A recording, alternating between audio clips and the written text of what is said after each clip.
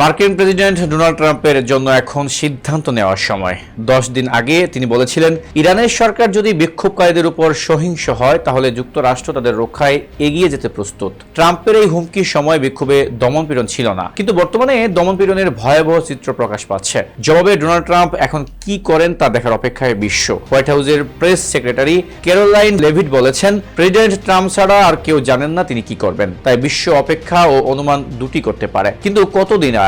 গত রোববার এয়ারফোর্স ওয়ানে সাংবাদিকদের ট্রাম্প বলেছিলেন তিনি কঠোর বিকল্প বিবেচনা করছেন। মঙ্গলবার সম্ভাব্য বিভিন্ন পদক্ষেপ নিয়ে জ্যেষ্ঠ কর্মকর্তাদের তাকে অবহিত করার কথা রয়েছে। ভেনেজুয়েলার সাম্প্রতিক সাফল্যের পর ট্রাম্প স্বভাবতই আত্মবিশ্বাসী। তিনি নিকোলাস মাদুরোকে তুলে নিয়ে আনাটাকে মার্কিন ইতিহাসের সবচেয়ে সফল অভিযানগুলোর একটি হিসেবে বর্ণনা করেছেন। এমন প্রেক্ষাপটে তিনি সামরিক শক্তি প্রয়োগের দিকে ঝুঁকতে পারেন বলে মনে করা হচ্ছে। একি আজাদ, নিউজ 21 ইন্টারন্যাশনাল ডেস্ক।